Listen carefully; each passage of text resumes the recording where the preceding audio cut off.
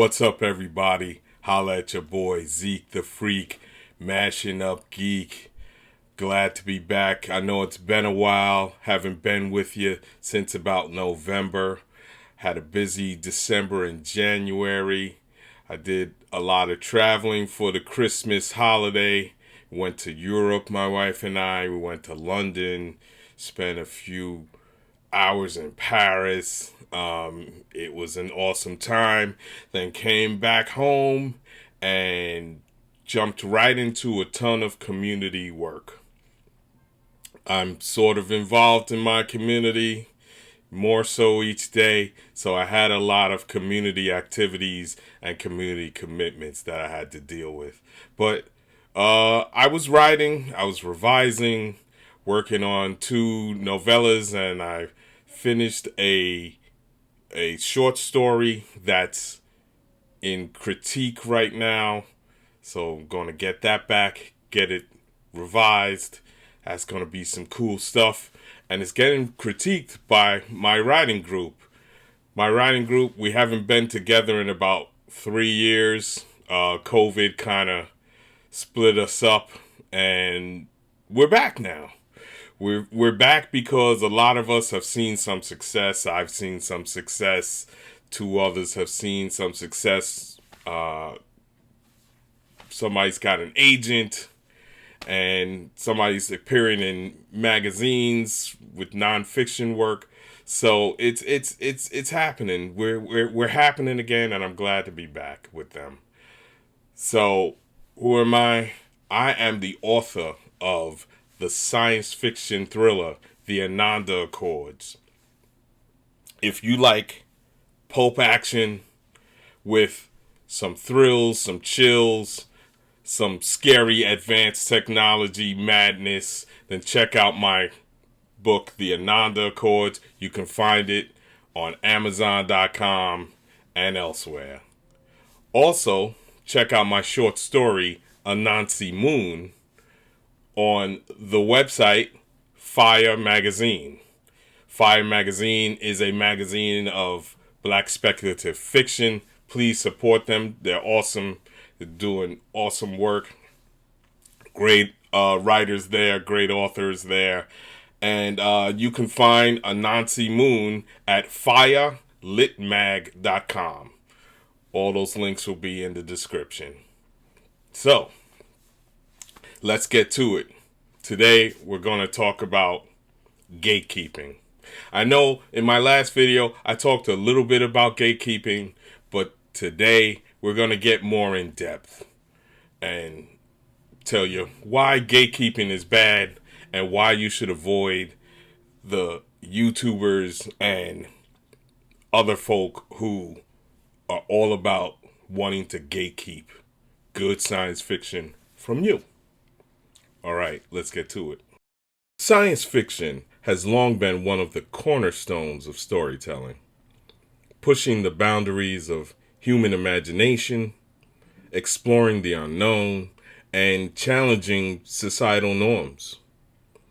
Despite its universal appeal, there remains a lingering stereotype that sci-fi is a genre exclusively for white male heterosexual nerds or tech experts, a belief that perpetuates unnecessary gatekeeping.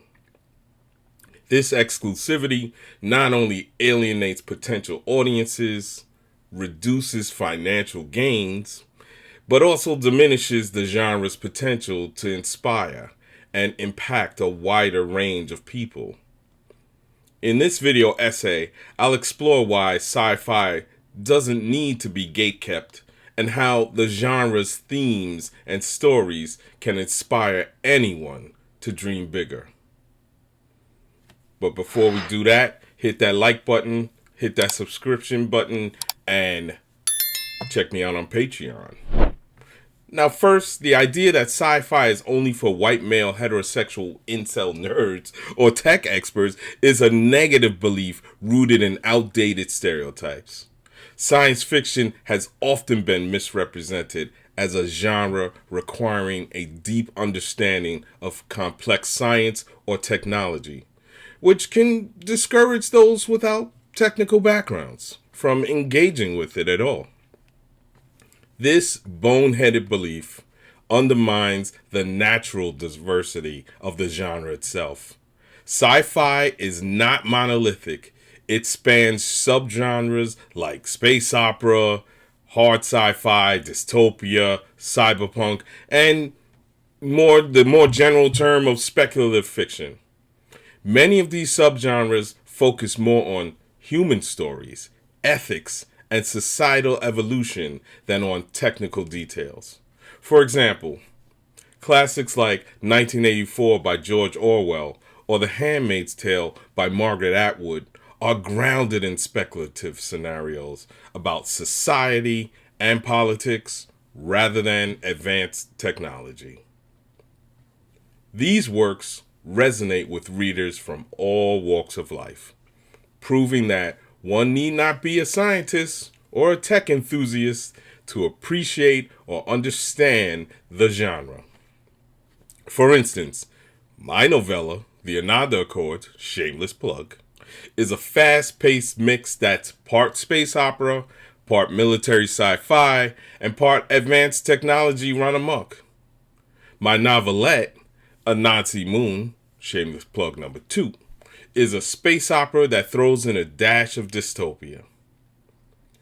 Gatekeeping also restricts the cultural and emotional impact that sci-fi can have. By presenting the genre as an exclusive club, it denies access to those who might benefit most from its imaginative scope. For instance, stories like Star Wars or Avatar have captured global audiences by weaving fantastical settings with universal themes of hope, courage, and the fight for justice. These narratives have inspired countless individuals to think beyond the boundaries of their own experiences. And they dream better futures because of it. When the genre is seen as accessible and inclusive, like the many iterations of Star Trek, it can serve as a powerful tool for empathy and innovation. Sci-fi also thrives on diversity of thought and perspective. A broader audience brings a wider range of interpretations, and also insights and creative contributions. Consider Octavia Butler, a trailblazer in sci-fi who used the genre to explore race, gender, and identity in ways that hadn't been widely addressed before. Her work, such as Kindred and Parable of the Sower, which you need to read, resonates deeply with people who see themselves reflected in her stories. By welcoming diverse creators and audiences, sci-fi becomes a richer and more inclusive genre that better reflects the complexities of human experiences. Let's be real. Sci-fi's ability to inspire anyone to dream bigger cannot be overstated. It offers a platform for envisioning alternate realities, like worlds where, let's say, slavery never existed, to leave its scars on our bodies, or worlds without racism or sexism, xenophobia, or homophobia. It also imagines its dark opposite in poignant thought experiments where those problems are allowed to run their natural conclusions. Sci-fi also imagines solutions to other global challenges and questions the status quo. The works of authors like Isaac Asimov, who explored the ethical implications of artificial intelligence, or Ursula K. Le Guin, who challenged societal norms in her tales of otherworldly civilizations, have inspired countless readers to think critically and creatively about the future. Even in popular media, franchises like Black Panther have sparked conversations about representation and the possibilities of advanced, harmonious societies. Wakanda forever, yo. So, inspiring dreams is not limited to technology or science.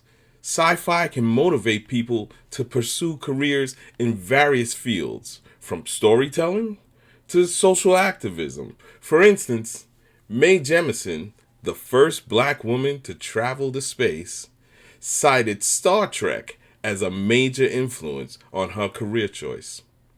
Such examples demonstrate how sci-fi can break barriers, encourage innovation, and foster a sense of limitless potential.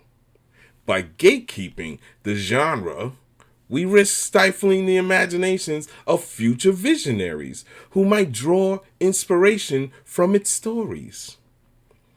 Ultimately, sci-fi is a genre that belongs to everyone.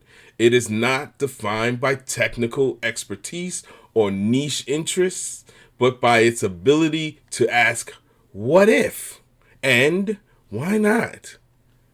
By shedding the belief that sci-fi is only for a select few, we open the doors to a world of infinite possibilities. A world where everyone, regardless of background or expertise, can find inspiration and hope.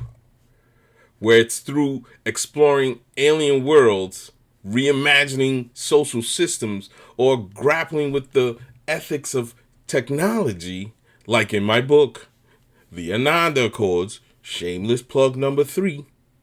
Sci-fi has the power to connect us all and push us toward a brighter, more inclusive future. So, I hope you agree. And let me know in the comments if you agree. I know you're going to let me know in the comments if you don't. Well, regardless, it's engagement. So,